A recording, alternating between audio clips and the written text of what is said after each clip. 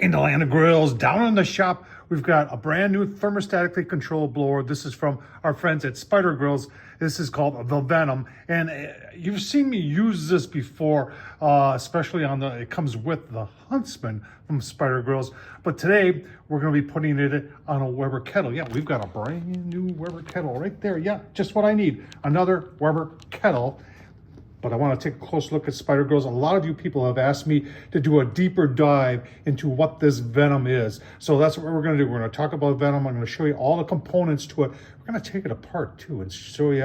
Everybody's always asked what kind of blower's in there. We're going to try and see if we can find out what kind of blower is in the Spider Grills Venom. And then we're going to show you that probably the simplest part of this whole video is installing it on a brand new Weber kettle. Oh, man, let's get started. A lot of you people are asking, you know, what does this thing do? What's it meant to replace on the Weber kettle? What kind of Weber kettles does this fit on? So this is going to fit on any Weber kettle that's got this ash grill set up here. Let me see if I can find one to show. So we got a few of the older kettles down here in the basement, and this one from the 70s. No, it's not going to work on. But here's a newer one, and you can see it's got this type of setup here. So that's what it's meant to work. What does it do? It has a blower built in here, runs by electric. They have a battery for it. In fact, I got the battery on it right now.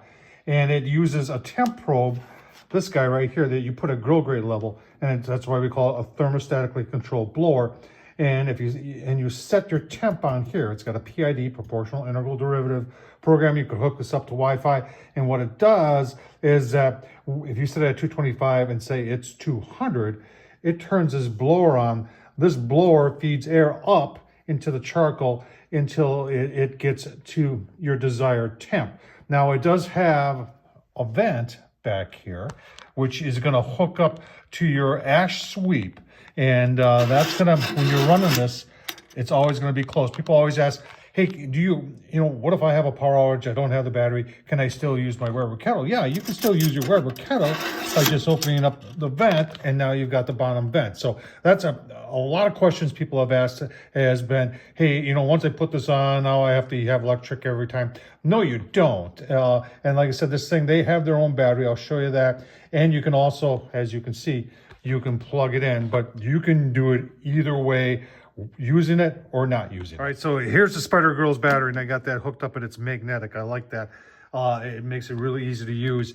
And then it's just got really simple controls, on and off, and you just turn it on, and then you set your temps by hitting one of these buttons here, which is the temp button. So you hit that, and it'll tell you to close the door, and then, like I said, got set to 67. To 225, it's at 67. And then you would just press that. Hang on. Press this. Close the door. Confirm that's what I want. Select temp, and I did. And now it tells you even what setting to put your top daisy wheel at. And you can hear the blower now running, and that's pumping that air, which is going up into the grill. All right, now let's take a closer look at how this all works. People have asked, what do you do with the ash pan that came with the Weber? Well, you're not going to use it. And people have asked, is it interchangeable? No, you have to use the one that comes with the Spider. And it really, if there's anything that you have to be really careful with, that I've had maybe an issue or two in the past, is that when you're reattaching this, that you get it in there just right. There's, as you can see, it hooks in there, but then it's got to fit. They want a tight fit here. So it's got to fit really tight in there and then latch it up. So you always got to make sure that you're looking or 360 around before you latch it, just to make sure you're getting a nice tight fit. All right, and here's the end of that blower. Here's the business end. That's it right there. Those three louvers, that's where the air comes out. And the first time I saw that too, I was looking around to see, is that it? And yeah, the answer, that is it. So there's like 4 wing nuts and 4 screws that hold the whole thing in. And then you take it off, and yeah, look at that. There's even a little, let's see if we can get that open. There's even a little flapper in there. And can you see? That's your blower right there. That squirrel cage is your blower. I can't tell if that's plastic or metal. I think it's aluminum. So that's it. So a lot of us have, well, some of us asked the question if this thing's got enough capacity, and to this day I still don't know. But if you're wondering the size of the fan and how big it is and the opening, and it even has a flapper in it, now your questions are answered. Let's put it back together. All right, just want to show you with the blower on, and it's set at 225. Let's set it up a little higher and see if there's any difference in the in the speed of the fan. All right, turned it up to 550. Temp range on this is 150 to 550, and it really hasn't picked up the pace. So that's it. That's all it does right there. Turn it off. Just turn it off like that. Super simple. I had somebody comment once to say that they went in and cut the fins off. I never knew what they were talking about, but now I see what they were saying.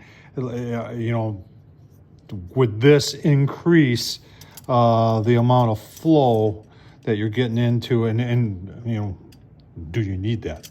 Honestly, I don't know. One thing interesting about the battery that I never knew is that it's got these indents there to fit around these 4 screws there, and it just slides in like that. I never knew that. All right, just getting it back together. There are 4 thumb screws, and there is right-left adjustment. Now, I did not check before I took this apart to see if things were lined up, but you want to get that lined up so it lines up pretty center on that hole. Someone might also ask, what is the purpose of the flapper? And I think the purpose of the flapper is to not allow air back in there. Also, when it's off, to probably not allow air to be going just, you know, freely going in through the bottom vents into your grill. So this is part of sealing it up, and especially when it's off, to extinguish your coals. And I'll leave some links down below if you're interested in this. This is $300. They do go on sale occasionally, SpiderGrills.com. And you're saying, Tom, why the interest in this right now? Because I want to have one of these all set up and ready to go. I want to use it, but at the same point, you know, Weber's coming up with their new thermostatically controlled blower. It's a first ever for Weber to have one. And I know a lot of people are going to be asking for comparisons, saying, Tom, is the Weber better than the Spider Grills? Without the Venom and hooked up to another Kettle, I won't be able to do any sort of comparison for you. So I want to be set up so when we get the Weber one, I ordered it, but it's not released yet. I don't think it's releasing until April of 2026, or even maybe March would be nice too. But anyway, let's show you how this goes on the Weber Kettle. All right, here's our brand new grill. I decided to put it together as you would receive it. A lot of times, a lot of you people get these things already assembled. There's a lot of stores that will put them together for you. I think Ace might be one of those. So I want to show you from the beginning how to put the Spider Grills Venom on. So, you know, in the instructions from Spider Grills, they say you can do it right side up. Folks, I wouldn't even try doing that. Clean your grill out, take everything out, and flip it outside, whether you're putting it on a picnic table or whatever. I'm down here in the shop and got it on a piece of cardboard that's on another piece of table to protect the grill. But let's start taking this apart. All right, take the ash pan off. That's super simple. This ring right here is held into each 3 of the legs with an aluminum tab, and that's this guy right here. And you're going to want to pull those out, and then you're going to want to thread it back through here, and just keep that in mind, because that's kind of the same, that is the same spots that the Venom will be connecting to your grill. Now at this point, once you get this off, in fact, let's take that off first. All right, these 3, they're aluminum, these things right here, and you can just pull them with your hands to disengage them. Once you got all 3 of them disengaged, then you want to thread it through where the handle is for the ash sweep, and you just pull it out.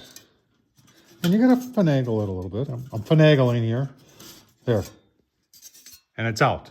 Now, at this point, if there's anything dirty down here or really dirty here, it's a great time to clean it up. You may be asking why clean it up. Well, we want to have it as clean as possible because you've got this compressible gasket right here. And obviously, you want a good seal. Now, if you need to put a new ash sweep, or say you bought a used Kettle to put an ash sweep, I'm going to link the link down below to the video I did showing you how to replace your ash sweep. I got you covered.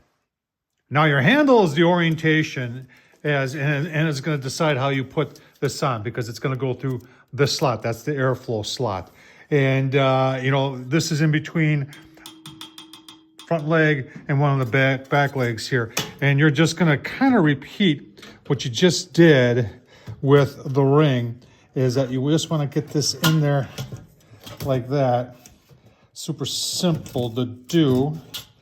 And you're just going to want to get it lined up once again with, this is the main one back here. This is the main tab. So this is wants to go in first.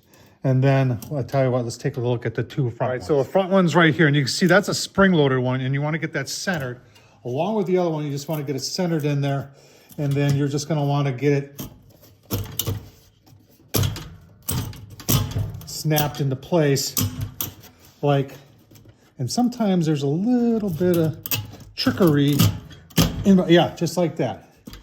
You got to play along with it, and you'll see them, and you just saw right there how that snaps into place. That's snapped into place.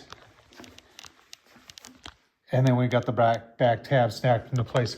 And you can see how it takes that compressible gasket and makes a nice tight seal. All right, next up is this little latch right here that I have in my hand. And that simply goes right on there, and it'll click on. And then when you flip it on, you know, flip it over, what it's gonna do is that closes or opens. Remember we talked about how you don't have to use the Venom all the time. You can use it like a normal grill. Well, that's what that allows to happen. All right, next up is to put on the ash pan. And this goes on obviously different than the Weber. You've got hooks back here. Now when you're putting this on, you gotta make sure, because there is, this lip needs to fit down in there. And it fits tight, because they wanna give as good as a seal as possible. And then it clips over on this other side. Just trying to show you everything here, so there's no confusion as to how this all goes put together. And then you just get that in there like that. Good to go. Let's flip it up. All right, so there it is, all installed. The next step is really you want to put your probe in, and that's very important, because that tells the PID controller in there what temp it is at grill level. And you can move that. The great thing about it, you can move it on or move it around with each cook.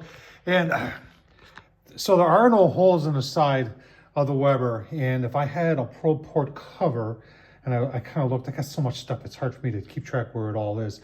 I would have installed and showed you how to install that, but I've got other videos that shows how to install that. I'll leave a link down below to that video also. But there you go, all installed and ready to go.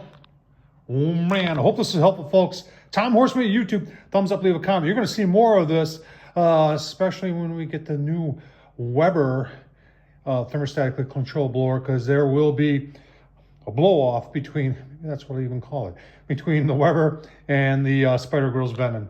Take care, folks. Thanks for watching.